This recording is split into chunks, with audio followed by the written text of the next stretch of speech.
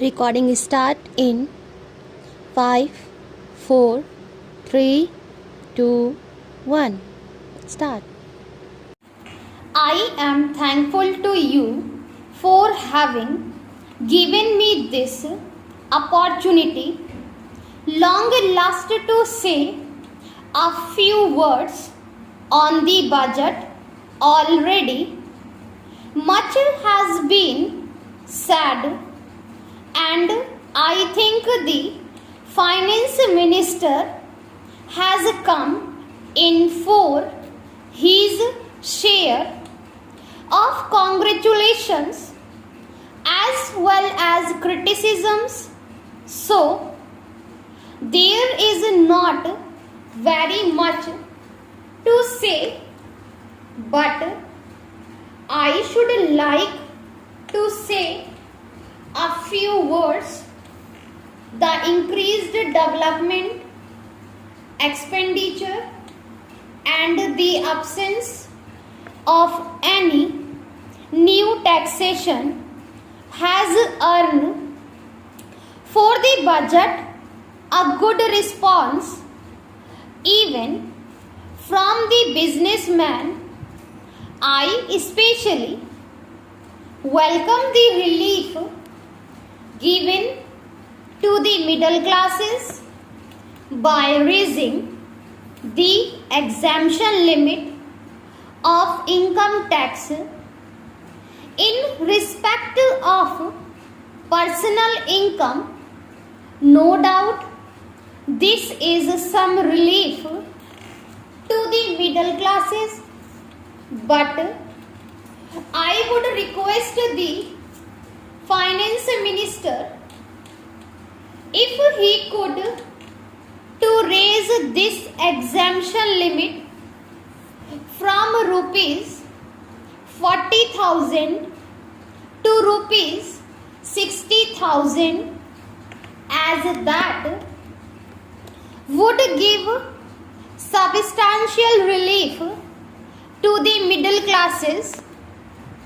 I am indeed glad that the Taxation Inquiry Commission has been appointed with Dr. John Mathai as the chairman, and I am sure that many of the vexed problems may be solved through this commission. At the same time, I would request the finance minister to put off the state duty bill for the present, since this inquiry commission has been appointed and they may go into this question, for I feel that it is not an opportune moment to put on more taxes on the people. Already, as Mr. Gazelle has pointed out, there are so many taxes on the people. The people are overburdened by taxes and they are just trying to recover their stability. So, in regard to state duty bill, I would ask him to consider about it.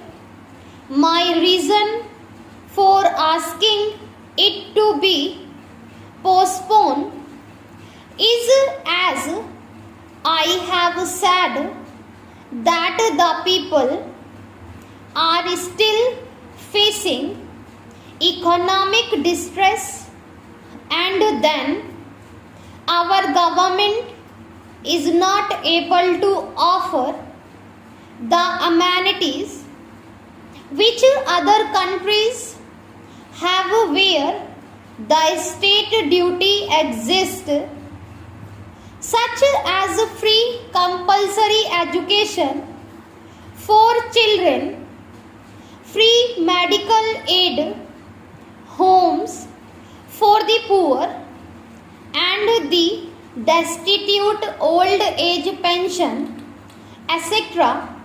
So my humble suggestion is that this point may be considered by the Taxation Inquiry Commission.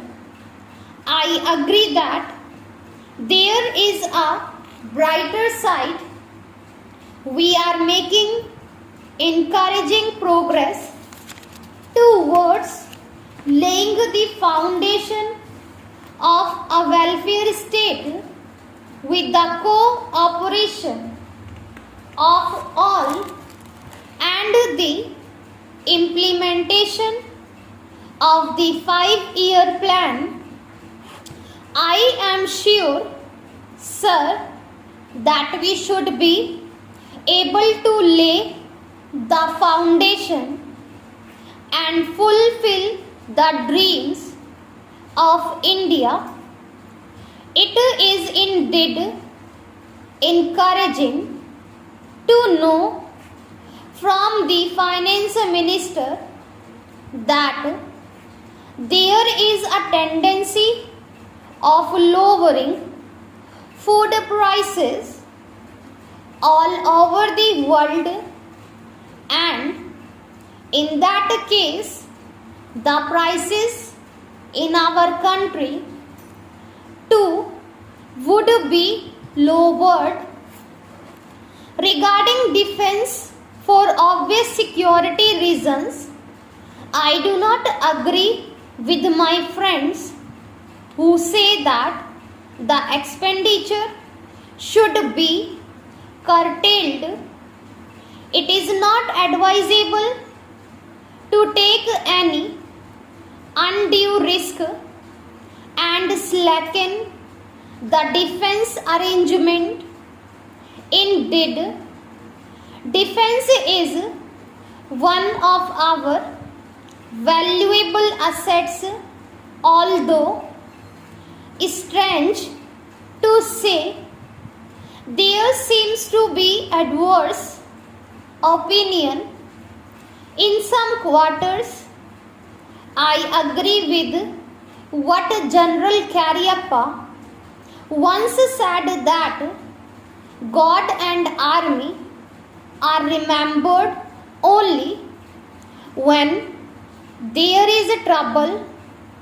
The army consists of the most disciplined and loyal set of young men.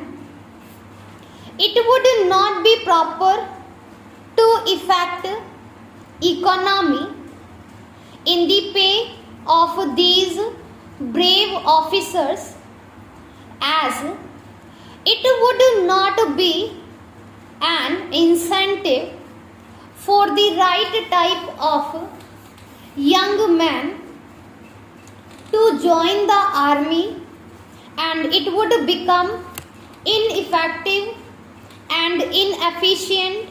I believe already officers who were drawing rupees 14,000 as their pay are now getting only rupees 7,000 and about rupees 1,000 as allowance. That is, they are getting about half of what they were getting before.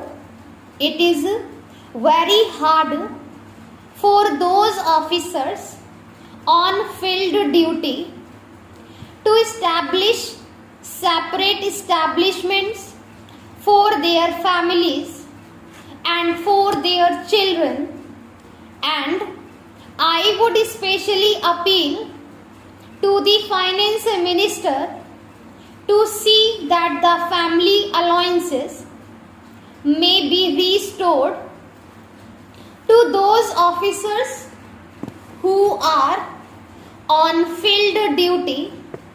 Economy in army could be effected in other ways. There is scope for more efficient operation of defense industries, which process seems slow, and by purchase policy of utilizing goods and stores indigenously manufactured, preference should be given to country made war materials such as could be produced here, and they would be cheaper than foreign made goods. I may also suggest that the armed forces who are not on field service or under any operational commitments could be utilized for giving military training to these youths in schools and colleges, which would teach discipline and loyalty. The university authorities should make military training as a part of their compulsory education, just as they have adopted social, domestic, and political sciences. The National Cadet Corps is already inculcating military training in some universities such as Bombay and Calcutta, but if military training is made compulsory for our university students, it will go a long way.